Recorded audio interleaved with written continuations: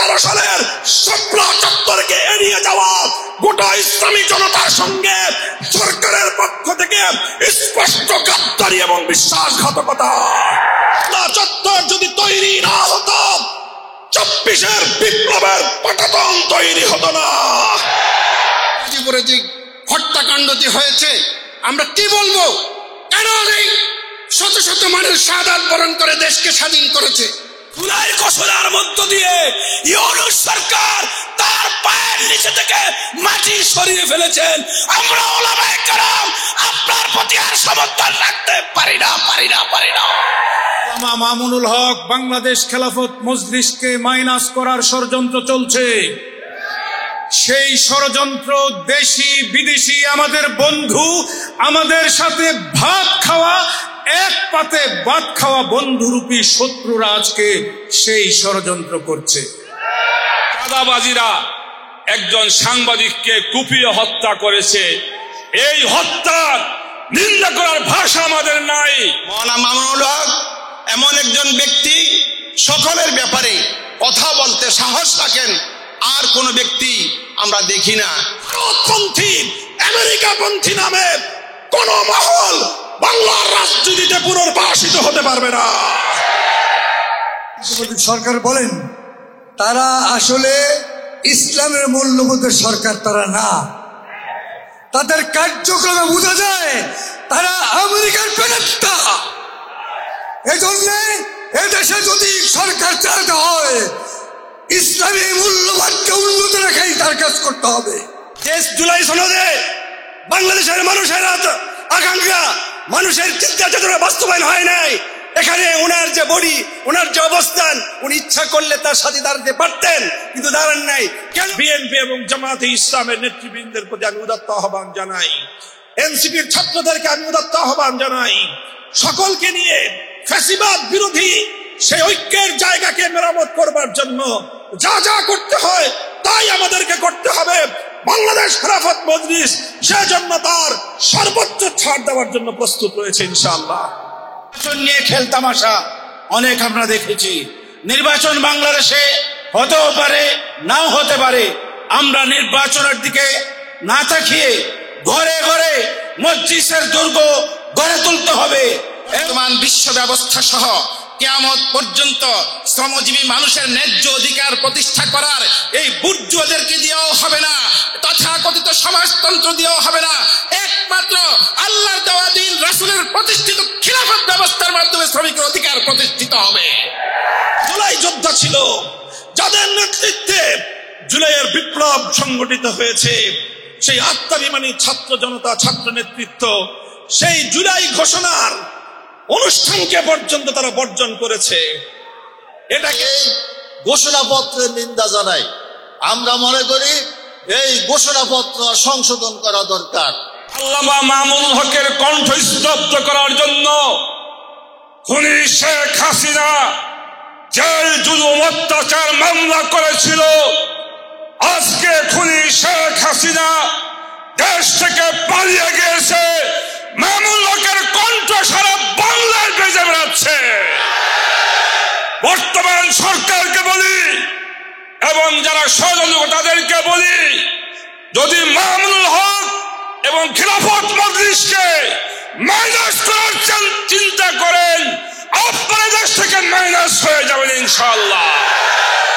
জুলাই সনদ ঘোষণা, জুলাইয়ের সনদ ঘোষণা এবং জুলাই ঘোষণা, জুলাইয়ের সনদ প্রণয়ন, এগুলো এদেশের মানুষের 24-এর বিপ্লবে অংশগ্রহণকারী প্রত্যেকটি পক্ষের দাবি ছিল, আন্তরিক দাবি ছিল, প্রত্যাশা ছিল সরকারের কাছে। জুলাই ঘোষণা এবং জুলাই সনদ তারা জাতিকে প্রদান করবে। 1 বছর পর নামকাওয়াস্তে জুলাই ঘোষণা প্রদান করেছেন মাননীয় প্রধান উপদেষ্টা। 5ই আগস্টের ঐতিহাসিক সময়ে এই ঘোষণা দেওয়ার জন্য আমরা অভিনন্দন জানিয়েছি, কিন্তু একই সঙ্গে চরম ক্ষোভ এবং দুঃখের সাথে আমরা এই ঘোষণাকে প্রত্যাখ্যান করেছি যে এখানে বাংলাদেশের অস্তিত্বের ইতিহাসকে পর্যন্ত যথাযথ মর্যাদা এবং স্বীকৃতি প্রদান করা হয়নি। বাংলাদেশ এমনি এমনি গড়ে ওঠেনি। আমরা বলেছি এবং ইতিহাস বলে তিনটে আধিপত্যবাদের বিরুদ্ধে লড়াই করে আজকের বাংলাদেশ তৈরি হয়েছে। সর্বপ্রথম লড়াই করতে হয়েছে 19 শতকের গোড়ার দিকে, 20 শতাব্দীর গোড়ার দিকে কলকাতার দাদাবাবুদের আধিপত্যবাদকে খর্ব করে পূর্ববঙ্গ পশ্চিমবঙ্গের আধিপত্য থেকে মুক্ত হয়ে বঙ্গভঙ্গের মধ্য দিয়ে বাংলাদেশের স্বাধীন মুসলিম জাতিসত্তা গঠনের সর্বপ্রথম আনুষ্ঠানিক যাত্রা শুরু হয়েছিল। আজ সেই কলকাতার আধিপত্যের বিরুদ্ধে জুলাই ঘোষণায় কোন ধরনের আকার ইঙ্গিত নাই। 1947 সালে যে ঐতিহাসিক ব্রিটিশ উপনিবেশবাদের বিরুদ্ধে আমাদের পূর্বপুরুষরা রক্ত দিয়ে জীবন দিয়ে এই মাতৃভূমিকে ব্রিটিশের আধিপত্য থেকে মুক্ত করেছিল, দিল্লির কাছ থেকে তারা মুক্ত করেছিল, সেই 47-এর কোন স্বীকৃতি, 47-এর কোন ঘোষণা জুলাই ঘোষণার মধ্যে অন্তর্ভুক্ত করবার একটু স্থান দেওয়ার কোন প্রয়োজনীয়তা তিনি অনুভব করেননি। এরপরে আসলো 1990-এর অভ্যুত্থানের কথা আসে, 1975-এর 7ই নভেম্বর বিপ্লবের কথা আসে, কিন্তু ফ্যাসিবাদী আওয়ামী দুঃশাসনের বিরুদ্ধে রক্ত দিয়ে বিপ্লবের পাটাতন তৈরি করা 2013 সালের শাপলা চত্বরকে এড়িয়ে যাওয়া গোটা ইসলামী জনতার সঙ্গে সরকারের পক্ষ থেকে স্পষ্ট গাদ্দারি এবং বিশ্বাসঘাতকতা। আজ আমরা স্পষ্ট ভাষায় বলতে চাই, শাপলা চত্বর যদি তৈরি না হতো 24-এর বিপ্লবের পাটাতন তৈরি হতো না। দিয়েছি আমরা, জীবন দিয়েছি আমরা, আমাদেরকে এভাবে উপেক্ষা করবার এই কলঙ্কিত ধারা যদি পরিবর্তন না করা হয়, আগামীর বাংলাদেশে আমরা বিপ্লবের জন্য প্রস্তুতি গ্রহণ করব ইনশাআল্লাহ। সংগ্রামী সাথী ও বন্ধুগণ, এই হলো জুলাই সনদের অবস্থা। আর এই জুলাই ঘোষণাকে কেন্দ্র করে তার ক্ষোভ এবং সেটা কতটাই এক পেশে দৃষ্টিভঙ্গির ভিত্তিতে হয়েছে তার আমরা বাস্তবায়ন দেখতে পেয়েছি। জুলাই যোদ্ধা ছিল যাদের নেতৃত্বে জুলাইয়ের বিপ্লব সংগঠিত হয়েছে, সেই আত্মাভিমানী ছাত্র জনতা, ছাত্র নেতৃত্ব সেই জুলাই ঘোষণার অনুষ্ঠানকে পর্যন্ত তারা বর্জন করেছে। এটাকে অন্তর্বর্তীকালীন সরকার কোনোভাবে এর দায় এড়াতে পারে না। অন্তর্বর্তীকালীন সরকারের ভাবসাব দেখে মনে হচ্ছে যে এখন তারা কোনোভাবে কোনো এক দলের কাছে বা কোনো একটি পক্ষের কাছে রাষ্ট্র ক্ষমতা গছায় দিয়ে বিদায় নিতে পারলেই যেন বেঁচে যায়। ডক্টর ইউনূস সাহেব তাল গাছে উঠা সহজ, কিন্তু তাল গাছ থেকে নামার জন্য যথাযথ প্রক্রিয়া অবলম্বন না করলে তাল গাছ থেকে পড়ে মাজা ভাঙবেন, মাথা ভাঙবেন, আপনার কিন্তু ইতিহাসের দায় এড়াতে পারবেন না। দায়িত্ব যখন গ্রহণ করেছেন, বাংলাদেশে স্পষ্ট নির্বাচনের লেভেল প্লেইং ফিল্ড তৈরি করে এদেশের গণমানুষের আস্থার নির্বাচন উপহার দেওয়া ছাড়া আপনার মুক্তির কোনো উপায় নাই। সেই ব্যবস্থা আপনাকে করতেই হবে। নির্বাচনের লেভেল প্লেইং ফিল্ড তৈরি করতে হবে। শাপলা চত্বরের এই রক্তকে স্বীকৃতি প্রদান করতে হবে। 2009 সালের বিডিআর বিদ্রোহে 57 জন দেশপ্রেমিক সেনা কর্মকর্তার এই দেশ বিরোধী আন্তর্জাতিক আধিপত্যবাদী বাংলাদেশ বিরোধী শক্তির এই বাংলাদেশ বিরোধী ষড়যন্ত্রকে জুলাই ঘোষণার মধ্যে স্থান দিতে হবে। জুলাই সনদ দিয়ে সেটার আইনগত কোন একটি ডিক্লারেশনের মাধ্যমে, গেজেট প্রকাশের মাধ্যমে, যে কোনো উপায়ে আইনগত একটি ভিত্তি তৈরি করে দিয়ে যেতে হবে। পরবর্তী আপনাদের মনোনীত একটি সরকারের আজ্ঞার উপর, তাদের দয়ার উপর জুলাই যোদ্ধাদেরকে, জুলাইয়ের বিপ্লবীদেরকে আপনারা পেন্ডিং রেখে চলে যাবেন, ইতিহাস আপনাদেরকে ক্ষমা করবে না। কাজেই সেজন্য আমরা বলবো, সংস্কার এবং নির্বাচন বিষয়ক নতুন যে বন্দোবস্ত, যে ব্যবস্থাপনা, সেটার আইনগত ভিত্তি তৈরি করে আগামীর বাংলাদেশে সেটার বাস্তবায়ন নিশ্চিত করাই বর্তমান সরকারের সবচেয়ে গুরুত্বপূর্ণ এজেন্ডা। সেটা যদি করতে ব্যর্থ হয়, তাহলে কাঙ্ক্ষিত মানে নির্বাচন সম্ভব নয়, গ্রহণযোগ্য নির্বাচন সম্ভব নয় এবং অন্তর্বর্তীকালীন সরকারের ব্যর্থতার গ্লানি থেকে মুক্ত হওয়ার ভিন্ন কোনো রাস্তা নাই। সংগ্রামী সাথী ও বন্ধুগণ, এই পর্যায়ে এসে আমি বাংলাদেশ খেলাফত মজলিসের পক্ষ থেকে আজকের এই শ্রমিক কনভেনশন এবং আমার প্রতিটি সহযোগী সংগঠন এবং সারা দেশের বাংলাদেশ খেলাফত মজলিসের তৃণমূলের সকল নেতাকর্মী, সকল শাখাগুলোকে উদাত্ত আহ্বান জানাতে চাই। বাংলাদেশ খেলাফত মজলিস চলমান এই নির্বাচনী ডামাডোলের মধ্যে, চলমান নির্বাচন কেন্দ্রিক বিভিন্ন বিতর্ক এবং বিভিন্ন বিরোধের মধ্য দিয়ে বাংলাদেশ খেলাফত মজলিস মনে করছে আগামী জাতীয় নির্বাচনে বাংলাদেশ খেলাফত মজলিস 300 আসনে দলীয় প্রতীক রিকশা নিয়ে জাতীয় সংসদ নির্বাচনে প্রতিদ্বন্দ্বিতা করবে ইনশাআল্লাহ। ইতিমধ্যে বাংলাদেশ খেলাফত মজলিস 223টি আসনে তার প্রার্থিতা ঘোষণা করেছে। অবশিষ্ট 77টি আসনের আমাদের প্রার্থিতা ইনশাআল্লাহ তালিকা চূড়ান্ত করার পথে। 300 আসনের প্রার্থী ঘোষণা করে বাংলাদেশ খেলাফত মজলিস তৃণমূল থেকে তার নির্বাচনী কার্যক্রম জোরদার করার মধ্য দিয়ে ইনশাআল্লাহ আগামীর বাংলাদেশকে একটি সুন্দর বিপ্লবের পাটাতন তৈরি করবার জন্য, একটি ভিত তৈরি করবার জন্য বাংলাদেশ খেলাফত মজলিস তার ভূমিকা পালন করবে। সেই ক্ষেত্রে আমরা সর্বশেষ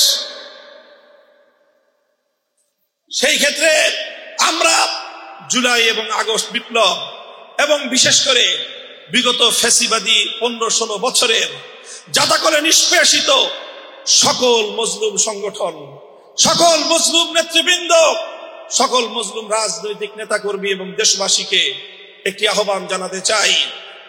পরস্পর নিজেদের মধ্যে প্রতিযোগিতা থাকবে, প্রতিদ্বন্দ্বিতা থাকবে, কিন্তু খবরদার একটি পয়েন্টে আমাদেরকে ঐক্যবদ্ধ থাকতে হবে।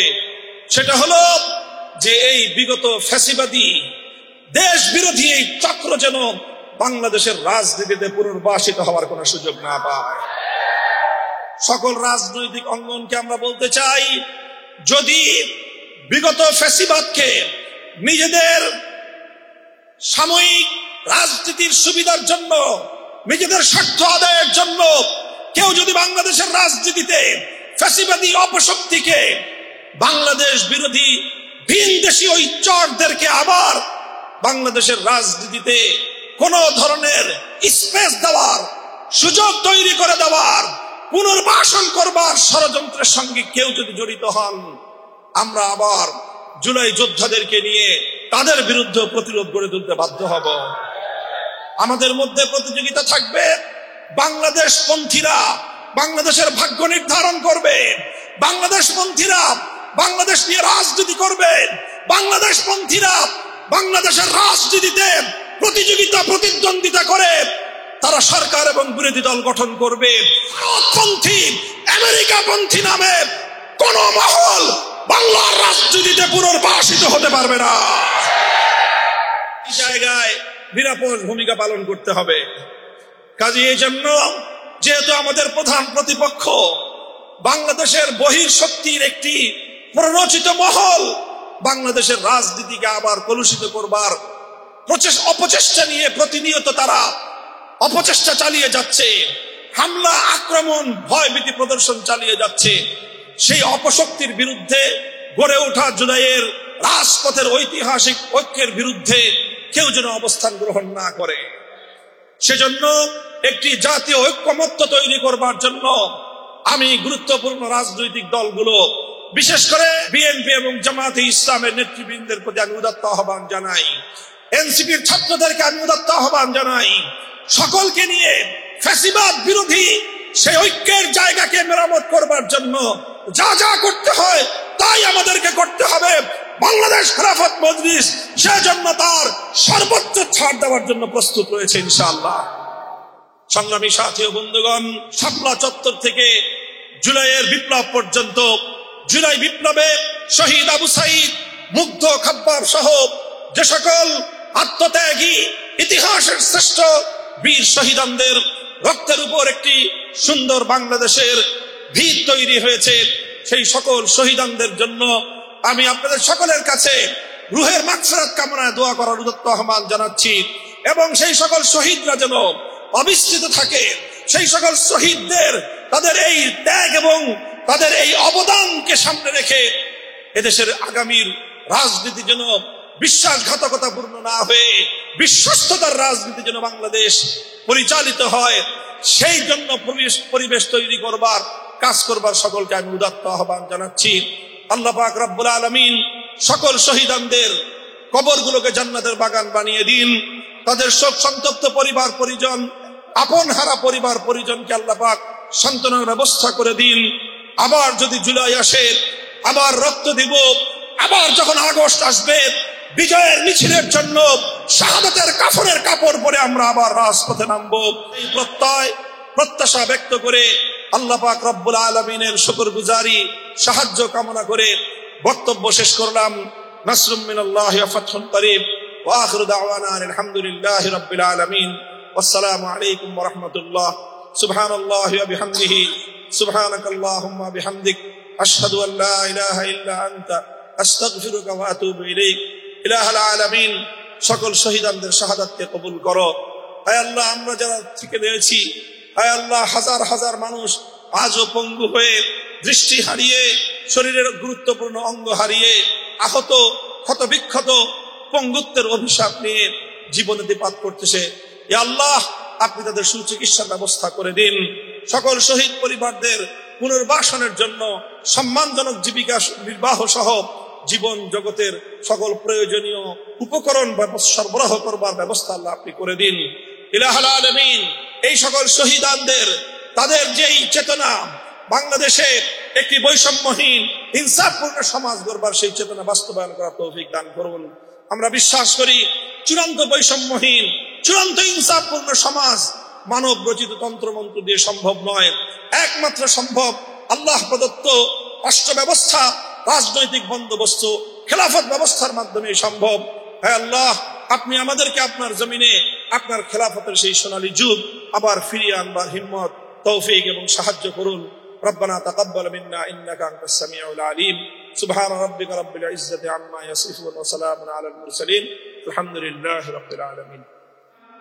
বিগত 5 তারিখে জুলাই ঘোষণাপত্র পাঠ করা হলো। সেই অনুষ্ঠানেও আমাদের নেতৃবৃন্দ বৈষম্যের শিকার হয়েছে। আল্লামা মামুনুল হক বাংলাদেশ খেলাফত মজলিসকে মাইনাস করার ষড়যন্ত্র চলছে।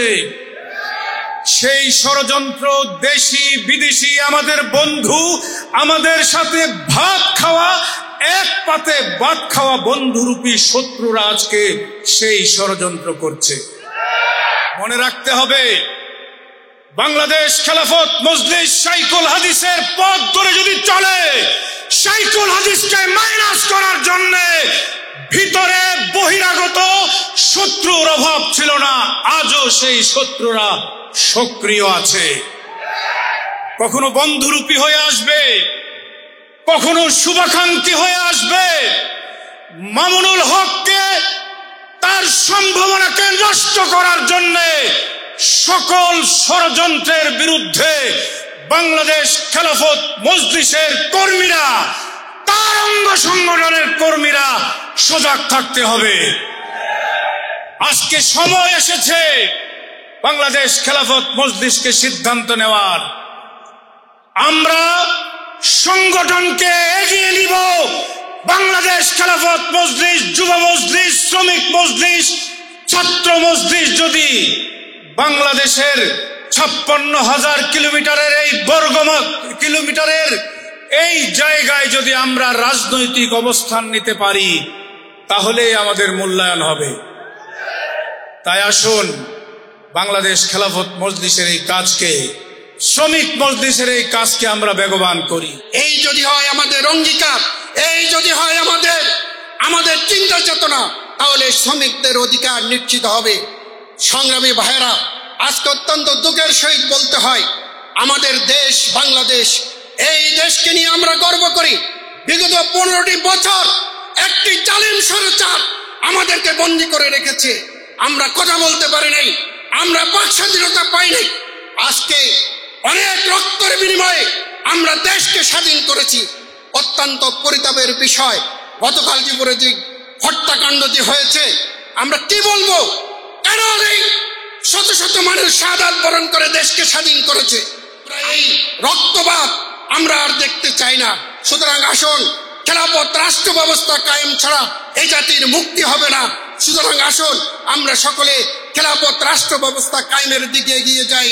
শরিক হল বাংলাদেশ খিলাফত শ্রমিক মজলিসের পক্ষ থেকে আয়োজিত আজকে জাতীয় শ্রমিক কমিশনের সম্মানিত সভাপতি এবং আমাদের আকাঙ্ক্ষিত প্রধান অতিথি যিনি কিছুক্ষণ পরে আসবেন, আমাদের বাংলাদেশ খিলাফত মজলিসের আমির আল্লামা মামুনুল হক সহ অন্যান্য নেতৃবৃন্দ এবং দূর থেকে আগত আমার ইসলাম প্রিয় ভাইয়েরা, আমরা প্রথমেই মাযরাত করতেছি যে আসলে আবহাওয়াটা এমন হওয়া এটা আমাদের হাতে নাই, কিছু করার নেই। এজন্যে অনেকেই আমাদের সাথে যোগাযোগ করতেছে, রাস্তায় তারা আছে, বাসে আসতেছে, ইনশাল্লাহ কিছুক্ষণের ভিতরে তারা এখানে পৌঁছে যাবে। আজকে আমরা এখানে যে উপস্থিত হয়েছি, এই উপস্থিতি আমাদের দুনিয়ার কামিয়াবি এবং আখিরাতের শান্তি, এইটা আমার উদ্দেশ্য, ঠিক না ঠিক? আর পৃথিবীর বুকে আমরা আজকে ঢাকাবাসী যারা আছি, যদি আমাদের পিএস খাইতে হয়, চাউল খাইতে হয়, যাই খাই না কেন, এগুলো শ্রমিকের অবদান। আজকে যদি দেশ স্বাবলম্বী হয়, সেগুলো বহির্বিশ্বে যে সমস্ত শ্রমিক আমাদের কাজ করতেছে তাদের রেমিডেন্সের দরকার আমরা এগুলো করি। আমরা ফুর্তি মারি, কিন্তু এর পিছনে মূল শক্তি শ্রমিক। এজন্যই আমরা শ্রমিকের ন্যায্য অধিকারের জন্য এবং শ্রমিকরা কিভাবে তাদের ন্যায্য অধিকার পায় সেজন্যই আমরা চেষ্টা থাকবো। এই শ্রমিক মজলিস যেটা শুরু হয়েছে, এই শ্রমিক মজলিসের মাধ্যমেই আমরা কিভাবে আল্লাহর জমিনে আল্লাহর খেলাফতকে প্রতিষ্ঠা করতে পারি এবং আমাদের দুনিয়ার কামিয়াবি এবং আখেরের শান্তি আমাদের আসতে পারে, এজন্য আমরা চেষ্টা করবো ইনশাল্লাহ। আপনারা জানেন যে আমরা ক্ষণস্থায়ীর জন্য পৃথিবীতে আসছি, সবসময় ধরে থাকবো না। আমাদের মূল উদ্দেশ্য আখিরাত। যারাই কোনো রাজনীতি করে, অন্যান্য শ্রমিক আন্দোলন করে, তাদের মূল উদ্দেশ্য পৃথিবীতে, কিন্তু আমাদের মূল উদ্দেশ্য আখিরাতে। এই জন্যই বলা হয়েছে আর দুনিয়া মাজরাতুল আখিরা, সেই মাজরা, সেই যারা, সেই কাজই আমরা করতেছি। আমাদের মূল উদ্দেশ্য আমরা আখিরাতে এর ফল ভোগ করবো ইনশাল্লাহ। আমি আমার বক্তব্য লম্বা করবো না। আপনারা দূর দূরান্ত থেকে আসতেছেন, তাদেরকে আমি অন্তরস্থল থেকে মুবারক বানাই, আন্তরিক শুভেচ্ছা জানাই। এবং আমাদের প্রোগ্রাম যেহেতু চলতে থাকবে, এজন্য আপনারা শান্তশিষ্টভাবে থাকবেন। এজন্য আপনাদেরকে 5 তারিখ জুলাই ঘোষণাপত্র প্রকাশ করা হয়েছে। সেই ঘোষণাপত্রে 1947কে উপেক্ষা করা হয়েছে। যদি 1947 না হতো তাহলে পূর্ব পাকিস্তান হতো না। 52 সালকে উপেক্ষা করা হয়েছে। যদি 52 সাল না হতো বাংলা ভাষা রাষ্ট্রীয় মর্যাদা পেত না। যদি 71 সালকে উপেক্ষা করা হয়েছে। যদি 1971 সাল না হতো তাহলে বাংলাদেশ স্বাধীন হতো না, স্বাধীন বাংলাদেশ আমরা পেতাম না। যেভাবে 1971 সালকে মূল্যায়ন করার কথা ছিল, যেভাবে 52 সালকে মূল্যায়ন করার কথা ছিল, যেভাবে 1947 সালকে মূল্যায়ন করার কথা ছিল, তা হয় নাই। সংগ্রামী বন্ধুগণ, 2009 সালে বাংলাদেশের নিরাপত্তা বাহিনীকে দুর্বল করার জন্য যেভাবে বিডিআর ফিলখানায় বিডিআর হত্যাকাণ্ড করা হয়েছিল, সেটাকে উপেক্ষা করা হয়েছে। 2013 সালে ফ্যাসিস্ট স্বৈরাচার হাসিনার বিরুদ্ধে যে আন্দোলন হয়েছিল, শাপলা চত্বর আন্দোলন, শত শত তৌহিদি জনতা শহীদ হয়েছিল, সেটাকে উপেক্ষা করা হয়েছে। 2021 সালে কসাই মোদী বিরোধী আন্দোলনে যারা শহীদ হয়েছিল, সেই আন্দোলনকে উপেক্ষা করা হয়েছে। 2024 সালে জুলাই আগস্টে যেখানে আলেম উলামা মাদ্রাসার ছাত্ররা অংশগ্রহণ করেছিল, শাহাদাত বরণ করেছিল, তাদের রক্তের উপর দিয়ে এই সরকার ক্ষমতা এসেছে। তাদেরকে উপেক্ষা করা হয়েছে। আমি এই ঘোষণাপত্রের নিন্দা জানাই। আমরা মনে করি এই ঘোষণাপত্র সংশোধন করা দরকার। আরেকটি কথা আমি বলতে চাই, জুলাই সনদ তৈরি হয়েছে, যদি এই জুলাই সনদকে আইনি কোনো রূপরেখা দেওয়া না হয়, বাস্তবায়নের ব্যবস্থা যদি করা না হয়, তাহলে এই জুলাই সনদের জন্য রাষ্ট্রের কোটি কোটি টাকা যেটা খরচ করা হয়েছে অপচয়ের জবাব দিবে কে? এই সরকারকে অপচয়ের জবাব দিতে হবে।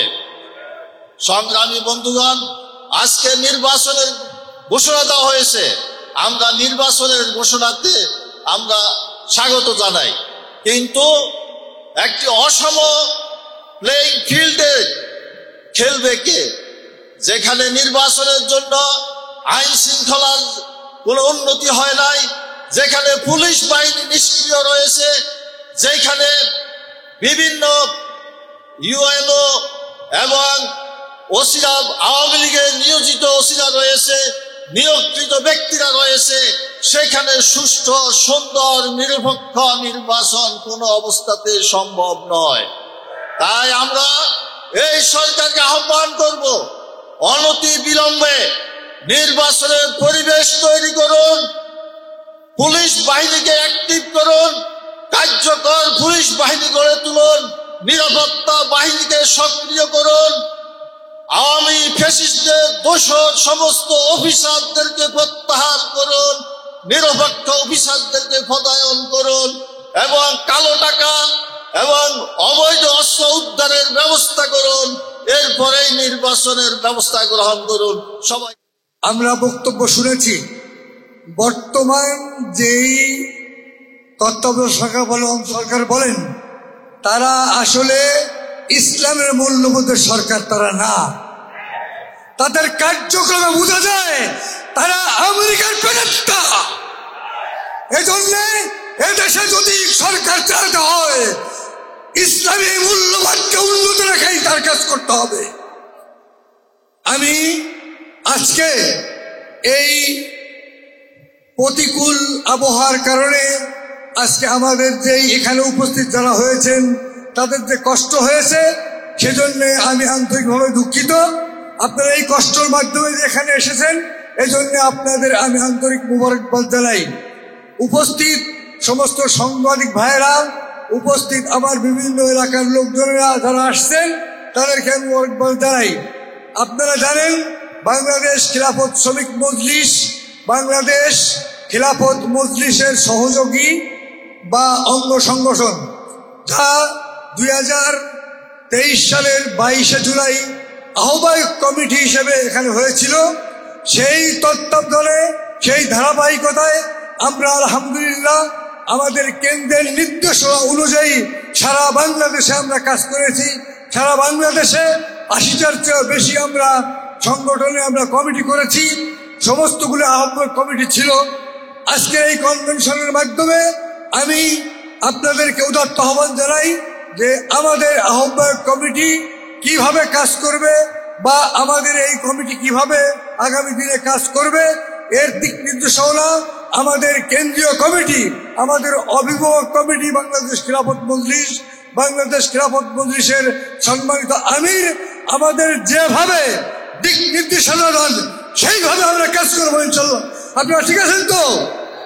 এজন্য কেন্দ্রের থেকে, আমিরের মজলিস থেকে যেই ধরনের সিদ্ধান্ত আসে, সেই সিদ্ধান্তকে আমরা মেনে নিব।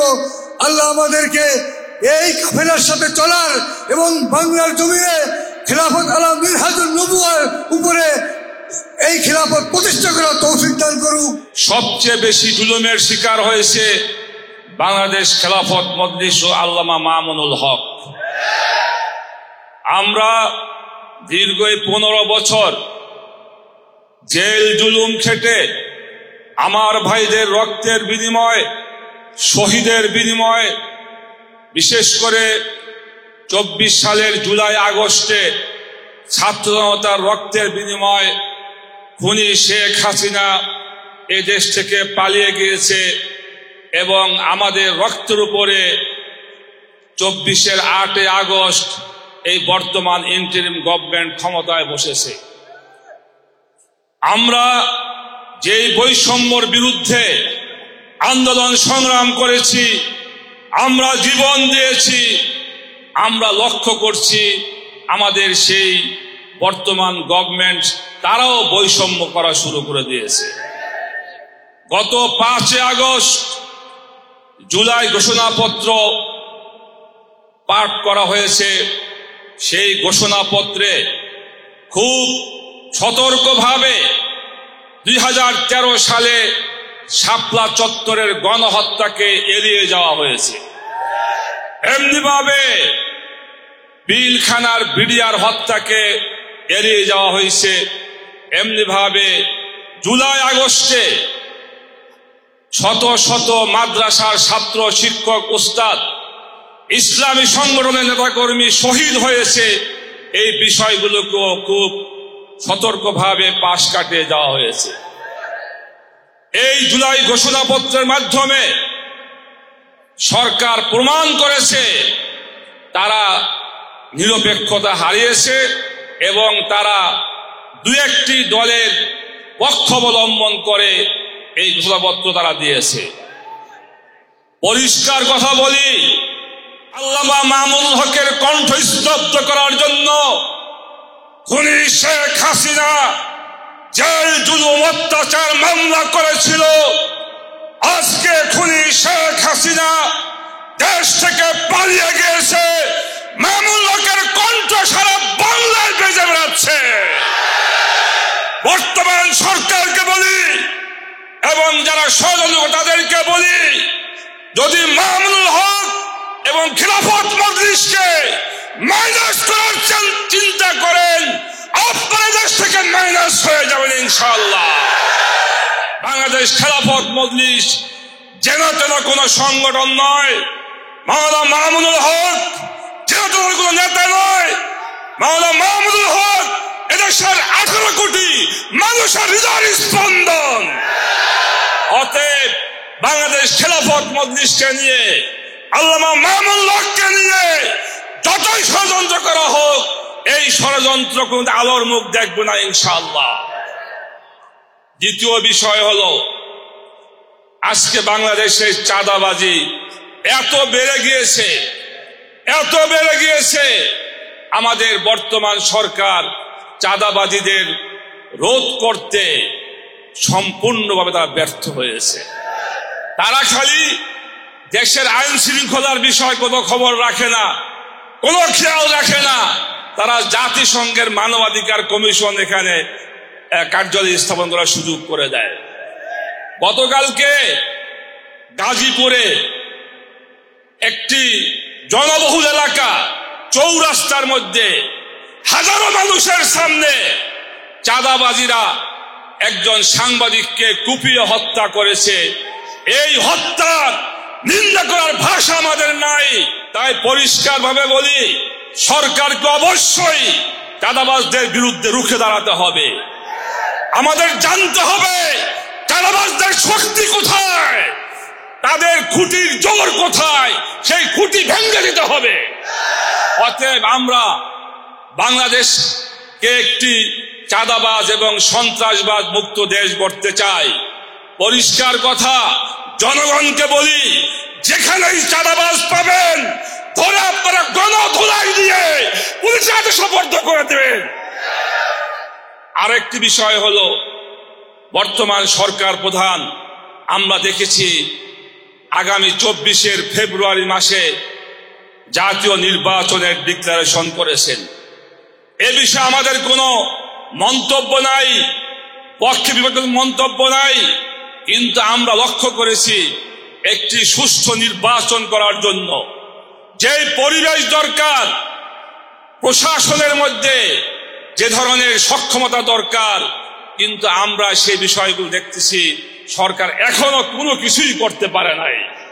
সরকার বলেছিল নতুন পুলিশ নিয়োগ দিবে, 1 বছর হয়ে গেল, এখন পর্যন্ত পুলিশের নিয়োগের ব্যবস্থা হলো না।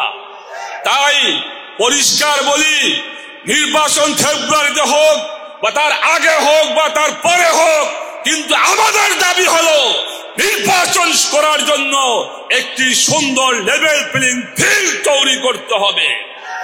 এবং যে নির্বাচন কালো টাকা পেশি শক্তি মুক্ত একটি সুষ্ঠু নির্বাচন হতে হবে, যাতে জনগণ তার পছন্দের প্রার্থীকে ভোট দিতে পারে।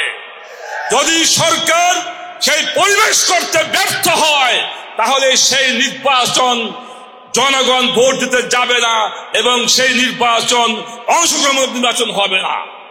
তাই পরিষ্কার কথা, নির্বাচনের আগে নির্বাচনের সুষ্ঠু পরিবেশ তৈরি করতে হবে এবং সংস্কার করতে হবে এবং খুনি শেখ হাসিনার বিচারের কার্যক্রমকে দৃশ্যমান করতে হবে।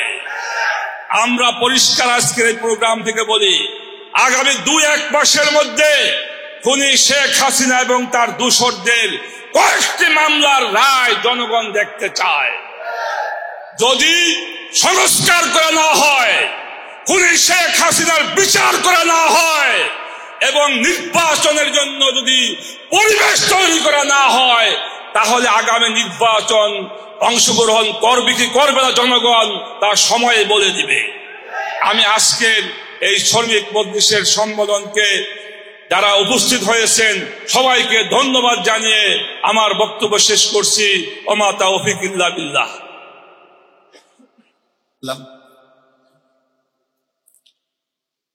শ্রমজীবী, পেশাজীবী, খেটে খাওয়া মেহনতি মানুষের প্রাণপ্রিয় প্রতিষ্ঠান বাংলাদেশ খেলাফত শ্রমিক মজলিসের আজকের এই জাতীয় কনভেনশনের মোহতারাম সভাপতি,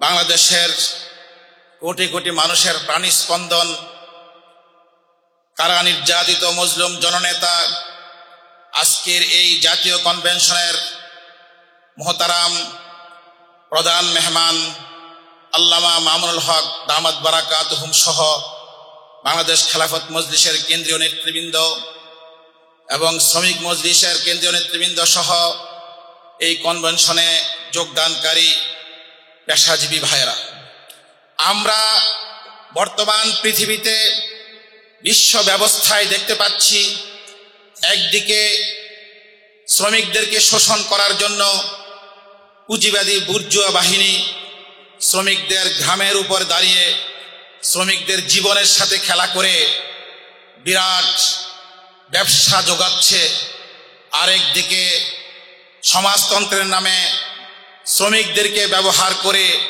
শ্রমিকদেরকে লাঠিয়াল হিসাবে ব্যবহার করে শ্রেণী সংগ্রামের মাধ্যমে এই ধোঁয়া তুলে শ্রমিকদেরকে নিয়ে খেলছে। আমরা স্পষ্ট বলতে চাই, বর্তমান বিশ্ব ব্যবস্থা সহ কিয়ামত পর্যন্ত শ্রমজীবী মানুষের ন্যায্য অধিকার প্রতিষ্ঠা করার এই বুর্জুয়াদেরকে দিয়েও হবে না, তথাকথিত সমাজতন্ত্র দিয়েও হবে না। একমাত্র আল্লাহর দেওয়া দিন রাসূলের প্রতিষ্ঠিত খিলাফত ব্যবস্থার মাধ্যমে শ্রমিকের অধিকার প্রতিষ্ঠিত হবে। শ্রমিকের অধিকার প্রতিষ্ঠিত হলে খলিফা যেদিন এই শ্রমজীবী মানুষের জন্য পাশে দাঁড়াবে, তখন কি হবে তার একটা উদাহরণ দিয়ে আমি আমার বক্তব্য শেষ করছি। ইসলামের ইতিহাসে, খিলাফতের ইতিহাসে দ্বিতীয় ওমর নামে পরিচিত ওমর ইবনে আব্দুল আজিজ রাহমাতুল্লাহি আলাইহি যখন উম্মার খলিফা হিসেবে দায়িত্ব পালন করছেন, তখন এক রাত্রে তিনি নামাজের মধ্যে হু হু করে কান্না করছেন। তার বিবি নামাজ শেষ হওয়ার পর তাকে জিজ্ঞাসা করেছে, রাজ্যে কি হয়েছে, আমাদের রাষ্ট্রে কি কোনো সমস্যা দেখা দিয়েছে, কেন আপনি কান্না করছেন? তিনি বললেন, আমি এই জন্য কান্না করিনি, আমার হঠাৎ মাথায় এসেছে আমার এই খিলাফত রাষ্ট্রের কোন স্থানে কোন জায়গায় কোন শ্রমিক সারাদিন শ্রম দিয়েছে আর বিকাল বেলা সে তার শ্রমের ন্যায্য অধিকার না পেয়ে গড়ে গেছে, সে যদি হাসরের ময়দানে আমার কাছে আমাকে আল্লাহর সামনে দাঁড় করিয়ে অভিযোগ করে যে আমার অধীনে থাকা অবস্থায় আমার খিলাফত কালে আমার শাসনামলে একজন শ্রমিক তার ন্যায্য অধিকার পায় নাই, আমি কি জবাব দিব? এই ভয়ে, আল্লাহর ভয়ে আমি আতঙ্কিত হয়ে কান্না করছি। ভাইরা আমার, এইরকম শাসক না হওয়া পর্যন্ত এই বাংলাদেশ কেন পৃথিবীর কোথাও কোনো শ্রমিকের ন্যায্য অধিকার প্রতিষ্ঠিত হবে না। আর শ্রমিকদেরকে বাদ দিয়ে রাষ্ট্র ব্যবস্থা পরিবর্তন করা যাবে না। রাষ্ট্র ব্যবস্থা যদি আমূল পরিবর্তন করতে চাই, যদি সংস্কার কার্যকর করতে হয়, শ্রমিকের অধিকার প্রতিষ্ঠিত করার এই খিলাফত শাসন ব্যবস্থার দিকে আমাদেরকে ফিরে যেতে হবে। শ্রমিক মজলিস থেকে আগত আছে এই মহান জলসা থেকে আল্লামা মামুনুল হক দামাত বরকাতুহুম মেহনত করে শ্রমিকদের ন্যায্য অধিকার আদায় করার জন্য ডাক দিয়েছেন। দেশ বিদেশে যে শ্রমিকরা পরিশ্রম করতেছে, আমি আশা রাখবো আগামী দিন এই শ্রমিকদেরকে নিয়ে আমরা বাংলাদেশ খেলাফত মজলিস এই রাষ্ট্রীয়ভাবে গঠন করবো ইনশাআল্লাহ তাআলা। আসসালামু আলাইকুম। এ পর্যায়ে বক্তব্য রাখবেন বাংলাদেশ খেলাফত শ্রমিক মজলিস গাজীপুর জেলা আহ্বায়ক মাওলানা আহমদুল্লাহ সাকিব। মাওলানা আহমদুল্লাহ সাকিব। সংক্ষেপে শুধু এতটুকু বলতে চাই, শ্রমিক মানেই হচ্ছে শক্তি। যেই শক্তির উপর দাঁড়িয়ে দেশের অর্থনীতি টিকে আছে, দেশের অবকাঠামো তৈরি হয়, যেই শ্রমিকের উপর ভর করে ক্ষমতাসীনরা তাদের রাজনীতিকে পাকাপোক্ত করে, যেই শ্রমিকদেরকে ব্যবহার করে বিরোধী শক্তিগুলো আন্দোলন সংগ্রাম চালিয়ে যায়। কিন্তু দুঃখজনকভাবে এই শ্রমিকদের ইনসাফ এবং তাদের ন্যায্য অধিকারের ব্যাপারে কেউই সোচ্চার থাকে না। এজন্য বাংলাদেশ খেলাফত শ্রমিক মজলিসের মাধ্যমে আমরা বাংলাদেশের শ্রমিক সমাজের প্রতি আমাদের আহ্বান থাকবে, আসুন এভাবে ক্ষমতাসীনদের লাঠিয়াল হিসাবে ব্যবহার না হয়ে ক্ষমতা যারা যেতে চায় তাদের লাঠিয়াল হিসাবে ব্যবহার না হয়ে নিজেদের ইনসাফ এবং ন্যায্য অধিকার কিভাবে প্রতিষ্ঠা করা যায় সেই দিকে আপনারা মনোযোগী হন। সাথে সাথে ইনসাফ ভিত্তিক এবং খেলাফত আলা মিনহাজিন নবুওয়াত শাসন ব্যবস্থা প্রতিষ্ঠায় নিজেদের শক্তি সামর্থ্যকে কাজে লাগানোর উদাত্ত আহ্বান জানিয়ে আমি আমার বক্তব্য এখানেই শেষ করছি। ওয়া আখিরু দাওয়ানা আলহামদুলিল্লাহি রাব্বিল আলামিন। এ পর্যায়ে বক্তব্য রাখবেন বাংলাদেশ খেলাফত শ্রমিক মজলিস মৌলভীবাজার জেলার শাখার আহ্বায়ক মাওলানা লুৎফুর রহমান কামালি।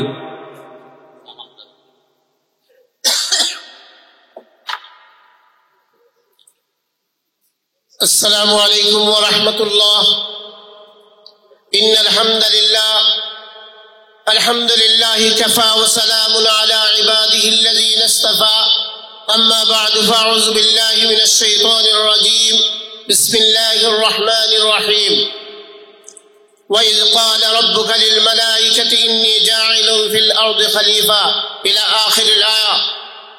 বাংলাদেশ খেলাফত শ্রমিক মজলিসের অধ্যক্ষার সভার সম্মানিত সভাপতি এবং প্রধান অতিথি এবং নেতৃবৃন্দ এবং ডেলিগেট ভাইরা এবং আমার সাংবাদিক বৃন্দ এবং আইন শৃঙ্খলা বাহিনীর ভাইরা আমার, আমি একটা কথা বলতে চাই, যতই সরকার এসেছে সবাই শ্রমিকের টাকা লুণ্ঠন করে খেয়েছে। আমরা বাংলাদেশ খেলাফত শ্রমিক মজলিসের মাধ্যমে दिन फहज़रूहुम, एक ही सफ में खड़े हो गए महमूद आयाज, न कोई बंद रहा वर न कोई बंद नवाज, बंद साहिब मुहताज बनी एक हुए, तेरे सरकार में आए तो सभी एक हुए। আজকের বাংলাদেশ শ্রমিক মজলিসের পক্ষ থেকে আয়োজিত এই মহাসমাবেশের প্রধান অতিথি, সভাপতি এবং সকল নেতৃবৃন্দ, সময় কম, বাংলাদেশ খেলাফত মজলিসের পক্ষ থেকে যে আয়োজন করা হয়েছে,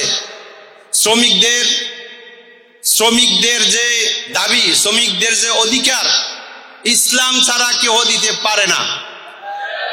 ইসলাম এমন নিজাম যেখানে সোহাইবে রুমি, বেলালে হাফসি এক প্লেটে একসাথে বসে জীবন যাপন করেছে, খাওয়া দাওয়া করেছে, তার মধ্যে কোনো তারতম্য ছিল না। ইসলাম সকলের অধিকার, মানুষ মানে সকলের সমান অধিকার রাখে। মওলানা মামুনুল হক এমন একজন ব্যক্তি, সকলের ব্যাপারে কথা বলতে সাহস রাখেন, আর কোন ব্যক্তি আমরা দেখি না। আমি আমাদের আজকে আবু সাঈদের আব্বা এখানে বসে আছেন, শহীদ আবু সাঈদ যখন শহীদ হয় আমি তাদের বাসায় গিয়েছি, তার কবর জিয়ারত করেছি, কোরআন খানি করেছি, বাংলাদেশ খেলাফত মজলিসের পক্ষ থেকে সমবেদনা জানিয়েছি। আজকে আমাদের তাদের কথা স্মরণ রেখে আমাদের সামনে আগে বসা দরকার। সময় কম। আসসালামু আলাইকুম ওয়া রাহমাতুল্লাহ। এ পর্যায়ে বক্তব্য রাখবেন বাংলাদেশ খেলাফত শ্রমিক মজলিসের কেন্দ্রীয় উচ্চতর পরিষদ সদস্য, ঢাকা মহানগর উত্তরের সভাপতি মাওলানা খায়রুল ইসলাম ঠাকুর, নেতা বাংলাদেশ খেলাফত মজলিসের সংগ্রামী আমির আল্লামা মামুনুল হক সহ কেন্দ্রীয় নেতৃবৃন্দ, উপস্থিত আছেন শ্রমিক ভাইরা। বাংলাদেশ খেলাফত শ্রমিক মজলিস তার শ্রমিকের অধিকার প্রতিষ্ঠার জন্য কাজ করে যাচ্ছে। আমরা শ্রমিকের ন্যায্য অধিকার প্রতিষ্ঠার জন্য বাংলাদেশে খেলাফত রাষ্ট্র ব্যবস্থা প্রতিষ্ঠার কাজ করে যাব ইনশাল্লাহ। আমাদের শুধু বক্তৃতা নয়, পরিকল্পিত কাজ করতে হবে। এবং আজকে সম্মানিত আমির মজলিসকে বলবো, আগামী নির্বাচনের আগেই বাংলাদেশে একটি খেলাফত রাষ্ট্র ব্যবস্থার রূপরেখা ঘোষণা করে তার মাধ্যমে জাতিকে ঐক্যবদ্ধ করে একটি প্ল্যাটফর্ম তৈরি করে খেলাফত রাষ্ট্র ব্যবস্থার জন্য কাজ করে যাবেন ইনশাল্লাহ। এবং আমরা সারা বাংলাদেশেই শুধু বক্তৃতা বিবৃত নয়, পরিকল্পিত কাজের জন্য উদাত্ত আহ্বান জানিয়ে আমার বক্তব্য শেষ করছি। ওয়া আখিরু দাওয়ানা আলহামদুলিল্লাহি রাব্বিল আলামিন। সংগ্রামী উপস্থিতি, আমরা মনে করি যদি সত্যিকারে অধিকার আদায় করতে হয় তাহলে আমাদের মাঠে ময়দানে সর্বাবস্থাতে শ্রমিকদেরকে কাজ করে বাস্তবিক ইসলাম যে শ্রমিকদের অধিকার দিচ্ছে সেগুলো আমাদেরকে দেখাই দিতে হবে। আসুন আমরা শ্রমিকরা মিলে গণ আন্দোলনের মাধ্যমে এদেশের শ্রমিকদের অধিকার আদায়ের এই সংগ্রামে আমরা সংগ্রাম করি এবং এই সংগ্রামের আহ্বান রেখেই আমার বক্তব্য এখানে শেষ করছি। আল্লাহ হাফেজ। বাংলাদেশ খেলাফত শ্রমিক মজলিস বাংলাদেশ। এখন মোহতারাম সভাপতি, প্রধান অতিথি, বাংলাদেশ খেলাফত মজলিসের মোহতারাম আমির আল্লামা মামুনুল হক, বিশেষ অতিথিবৃন্দ, শ্রমিক ভাই ও বন্ধুগণ, আজকে আমাদের সমাজে যে জনগোষ্ঠী সবচেয়ে অবহেলিত সেটা হচ্ছে শ্রমিক সমাজ।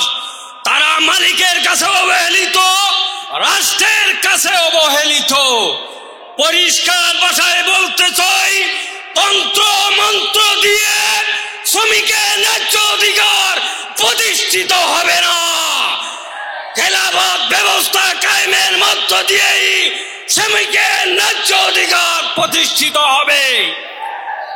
আগামী দিনে সুযোগ এসেছে, যদি এদেশের শ্রমিকরা চায় রাষ্ট্রের শ্রমিকের ভাগ্যের পরিবর্তন করতে চায়, তাহলে আগামী নির্বাচনে খেলাফত ব্যবস্থা কায়েমের মধ্য দিয়েই শ্রমিকদের ন্যায্য অধিকার প্রতিষ্ঠিত হবেই হবে ইনশাআল্লাহ। নাসরুম মিনাল্লাহি ফাতহুন কারীম। সংগ্রামী উপস্থিতি, এ পর্যায়ে গুরুত্বপূর্ণ বক্তব্য রাখবেন গণমানুষের সংগঠন বাংলাদেশ খেলাফত মজলিসের সংগ্রামী সাংগঠনিক সম্পাদক জননেতা মাওলানা এনামুল হক মুসা।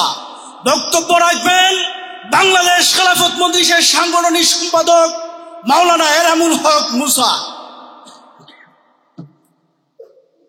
আসসালামু আলাইকুম ওয়া রাহমাতুল্লাহি ওয়া বারাকাতুহু।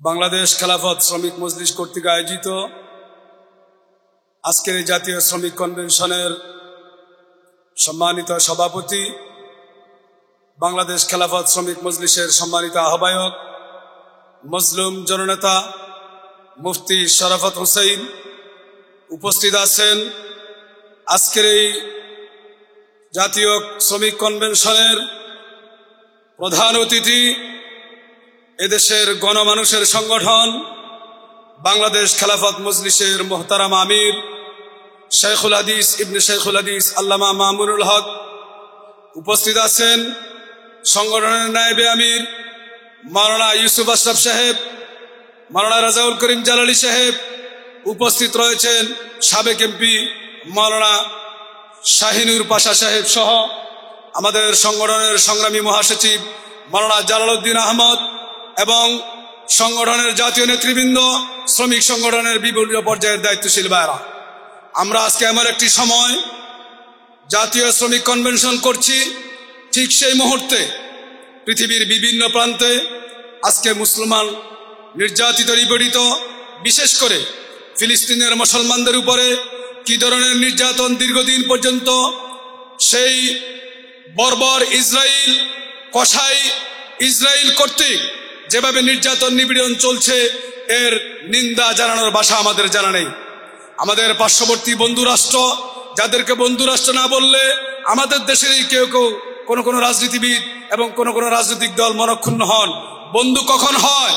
যখন মুসলমানদের বন্ধু হবে, মুসলমানদের বিরুদ্ধে অস্ত্র ধরবে না।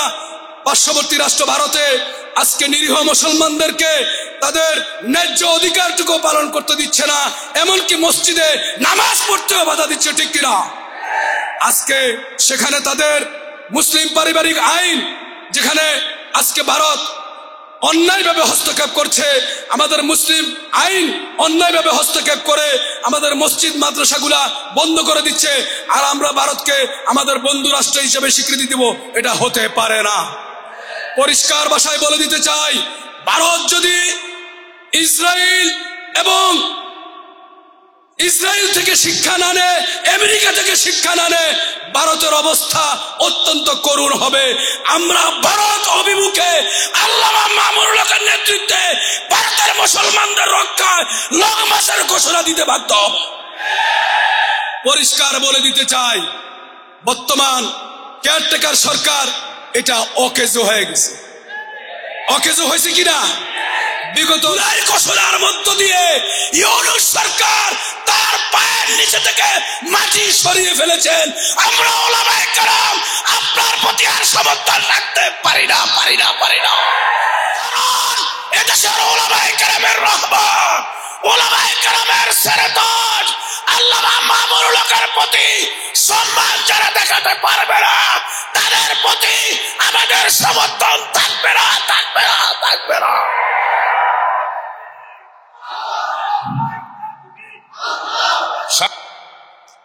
বাংলাদেশ খেলাফত শ্রমিক মজলিসের আজকের এই সমাবেশের সম্মানিত সভাপতি, উপস্থিত উপমহাদেশের প্রখ্যাত হাদিস বিশারদ শেখুল হাদিস আল্লামা মামুনুল হক সহ কেন্দ্রীয় নেতৃবৃন্দ, সম্মানিত উপস্থিতি, বাংলাদেশ খেলাফত মজলিস, শ্রমিক মজলিস, যুব মজলিস এবং ছাত্র মজলিস সারা বাংলাদেশে তাদের কার্যক্রম এমনভাবে দুর্বার গতিতে এগিয়ে নিচ্ছে, যার নেতৃত্বে রয়েছেন বাংলাদেশের সিংহপুরুষ শেখুল হাদিস আল্লামা মামুনুল হক। যখন তিনি বাংলাদেশে টেকনাফ থেকে তেতুলিয়া, রূপসা থেকে পাতুরিয়া বাংলাদেশের সকল দল মতের মানুষের মুখপাত্র হিসেবে কাজ করছেন, আমরা দেখতে পেলাম অত্যন্ত দুঃখের সাথে জুলাই সনদ বাস্তবায়ন হলো।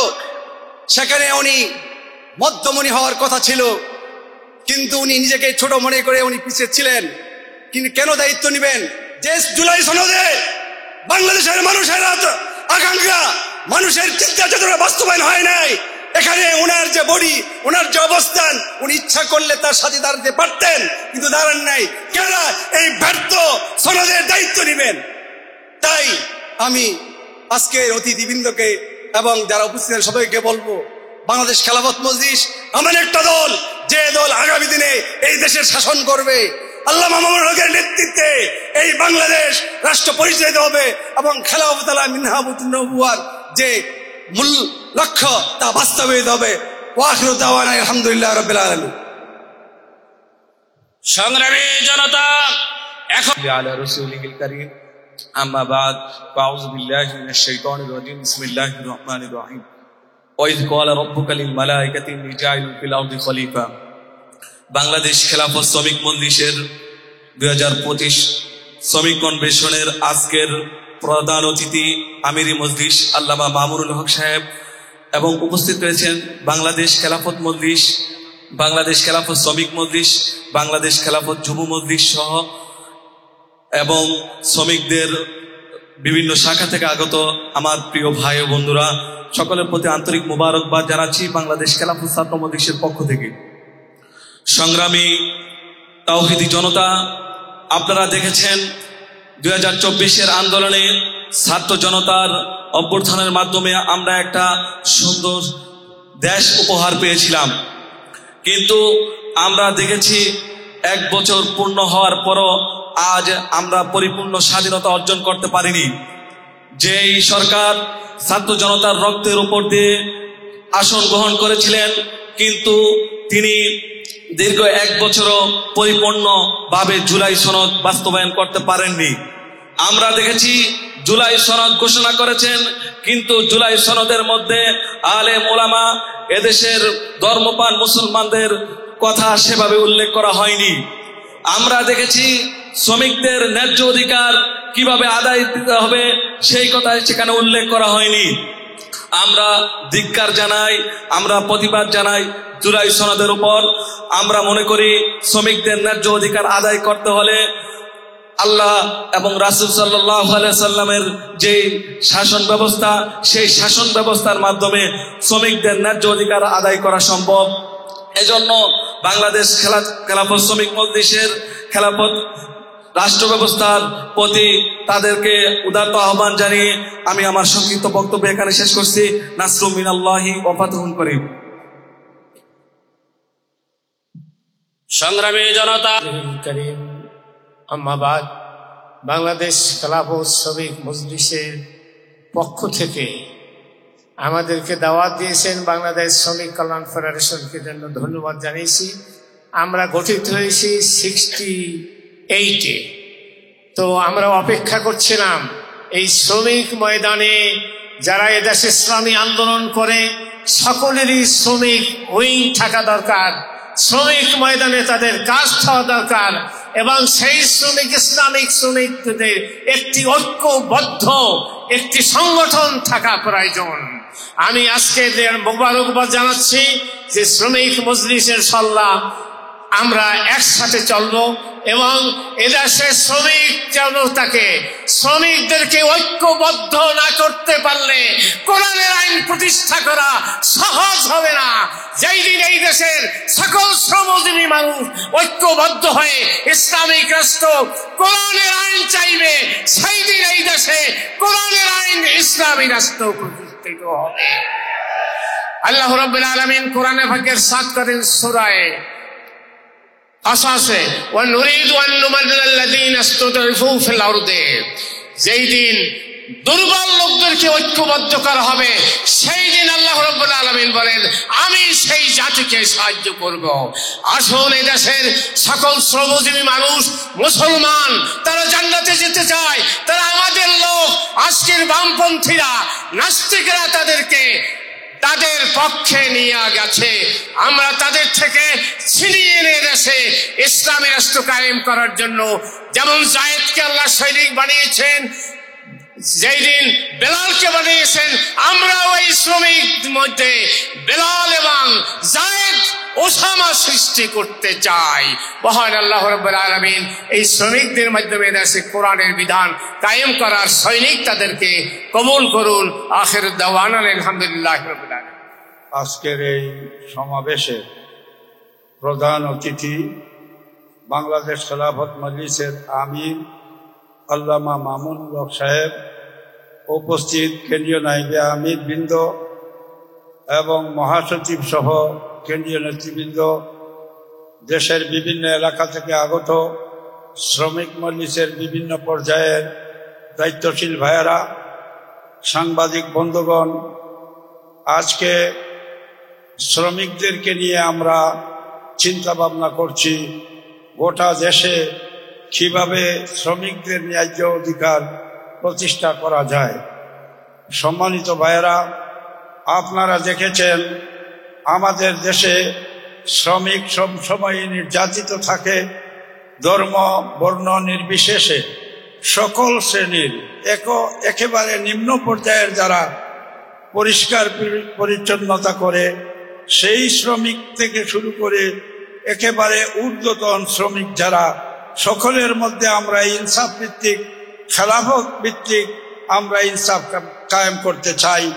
যতদিন পর্যন্ত বাংলার মাটিতে ইসলামী চিন্তা চেতনা নিয়ে শ্রমিকদের মধ্যে আমরা তাদের অধিকার প্রতিষ্ঠা না করতে পারবো, ততদিন পর্যন্ত সকল শ্রেণীর শ্রমিক বঞ্চিত থাকবে। সম্মানিত ভাইয়েরা, আপনারা লক্ষ্য করছেন বাংলাদেশে বিভিন্ন সময় আমরা দেখি গার্মেন্টসে আগুন লাগে, শত শত শ্রমিক মারা যায়, আমাদের মা আমাদের বোনরা মারা যায়, কিন্তু আসলে তাদের ফ্যামিলি আজকে সম্পূর্ণভাবে অসহায় জীবনযাপন করছে, তাদের সত্যিকারের যে ন্যায্য পাওনাটুকু সেটা আসলে কর্তৃপক্ষ থেকে আদায় করতে পারে না। সম্মানিত ভাইরা, আমরা দেখেছি বিভিন্ন সময়ে শ্রমিকদেরকে জনগোষ্ঠী, এই দেশের প্রভাবশালী মহল কেউ কেউ রাজনৈতিকভাবে ব্যবহার করে, কেউ কেউ তার স্বার্থ সিদ্ধি রক্ষার ক্ষেত্রে ব্যবহার করে। আজকে আমাদের ওয়াদা করতে হবে এই দেশের স্বার্থে এবং ইসলামের স্বার্থে, এই দেশের স্বাধীনতা রক্ষার স্বার্থে আমরা বাংলাদেশ শ্রমিক মজলিস যারা করব, কেউ ব্যক্তিগত কোনো শক্তি দেওয়ার জন্য কোনো অন্যায়ভাবে আমরা তাদেরকে সহযোগিতা করব না। আমরা এই দেশকে স্বাধীন হয়েছে স্বাধীন রাখতে চাই এবং ইসলামকে সর্বাধিকভাবে আমরা উন্নত রাখতে চাই, সমুন্নত রাখতে চাই। আল্লাহ রাব্বুল আলামিন আমাদের সকলকে আগামী দিন যাতে করে ঘরে ঘরে শ্রমিক, বাংলাদেশ খেলাফত মজলিসের শ্রমিক সৃষ্টি হয় এবং যুব মজলিস, ছাত্র মজলিস, বাংলাদেশ খেলাফত মজলিস আমরা ঘরে ঘরে দাওয়াত পৌঁছাইবার চেষ্টা করি। ইনশাআল্লাহ আগামী দিন এই বাংলাদেশ হবে বাংলাদেশ খেলাফত মজলিসের বাংলাদেশ। সালাম আলাইকুম। বাংলাদেশ খেলাফত শ্রমিক মজলিসের জাতীয় কনভেনশনের মুহতারাম সভাপতি মজলুম জননেতা মুফতি শরাফত হুসাইন, আজকের সভার প্রধান অতিথি, বাংলাদেশের 18 কোটি মানুষের অভিসংবাদিত ভাষ্যকার, গণমানুষের সংগঠন বাংলাদেশ খেলাফত মজলিসের মুহতারাম আমির হযরতুল আল্লাম শেখুল হাদিস মামুনুল হক হাফিজাহুল্লাহ সহ দিগর অতিথিবৃন্দ, আজকের প্রতিকূল আবহাওয়াকে উপেক্ষা করে রাজধানী এবং বাইরের জেলা থেকে আগত শ্রমিক মজলিসের দায়িত্বশীল ভাইয়েরা, জাতির বিবেক সাংবাদিক বন্ধুরা, সম্মানিত সুধীবৃন্দ, জুমার দিন বেশি কথা বলার অবকাশ নেই। শ্রমিক মজলিসের আজকের এই সমাবেশে যে কথাটি উচ্চারণ করতে চাই, স্বাধীনতা পরবর্তী 54টি বছর আমরা পেরিয়ে এসেছি। বারবার নেতার পরিবর্তন হয়েছে, নীতির পরিবর্তন হয়েছে, সরকারের পরিবর্তন হয়েছে, কিন্তু আমাদের ভাগ্যের পরিবর্তন হয় নাই। শ্রমিকদের চোখের পানি আজ পর্যন্ত শুকায় নাই। তার একমাত্র কারণ হলো আমরা আল্লাহর এই জমিনে আল্লাহর কোরআন এবং নবী মুহাম্মদ রাসূলুল্লাহ সাল্লাল্লাহু আলাইহি সাল্লামের সুন্নাহ থেকে বঞ্চিত রয়েছে। যতদিন পর্যন্ত বাংলার এই জমিনে খেলাফতের রাশেদা কায়েম হবে, ইসলামী সরকার কায়েম না হবে, ততদিন পর্যন্ত এই বাংলার জমিনে মানুষ শান্তি আশা করতে পারে না। সেই হিসাবে মামুনুল হকরা শতাব্দীতে 2-1 জন জন্মগ্রহণ করে আজকে বাংলার টেকনাফ থেকে নিয়ে তেতুলিয়া, সুনামগঞ্জের তাহিরপুর থেকে নিয়ে সুন্দরবন পর্যন্ত বাংলাদেশের 18 কোটি মানুষের একমাত্র আস্থার প্রতীক বাংলার বীর শার্দুল আল্লামা মামুনুল হক যেখানে আছেন, আমরা আশা করি ছাত্র মজলিস, যুব মজলিস, শ্রমিক মজলিস যদি ঘরে ঘরে আমরা দুর্গ গড়ে তুলি, বিভিন্ন দেশের দূতাবাস নেতৃবৃন্দ মামুনুল হকের পায়ে এসে চুম্বন করতে বাধ্য হবে। সেই হিসেবে আমরা বলতে চাই, নিয়ে খেলতামাশা অনেক আমরা দেখেছি। নির্বাচন বাংলাদেশে হতেও পারে, নাও হতে পারে। আমরা নির্বাচনের দিকে না তাকিয়ে ঘরে ঘরে মজলিসের দুর্গ গড়ে তুলতে হবে। আগামীতে আমরা প্রতিটি আসনে নিজস্ব বল নিয়ে, নিজস্ব দলীয় মানুষ নিয়ে আমরা যেন অংশগ্রহণ করতে পারি, সংসদে পাঠাতে পারি। এই যোগ্যতা যদি অর্জন করতে পারি, তাহলে মামুনুল হক সাহেব যে মেহনত করে যাচ্ছেন, একটানা 3 বছর তিনি যেভাবে কারাবরণ করেছেন, আমরা অনেক নেতৃবৃন্দ কারাবরণ করেছি। আমরা মনে করি এখনই সময়, এখন বাংলাদেশের এমন কোন মানুষ নেই মামুনুল হক সাহেবের নাম জানে না, ঠিক না বেটি? সঙ্গত কারণেই আমরা মামুনুল হক সাহেবের দলকে আমরা সুসংগঠিত করতে হবে। তাহলে যারা যেখানে দেখে কলকা নাড়ুক না কেন, ষড়যন্ত্র করুক না কেন, সেই যে নাউডক না কেন, আমরা যদি আমাদের কোমরকে মজবুত করতে পারি, ওরা এসে আমাদের পায়ে চুম্বন দিবে ইনশাল্লাহ।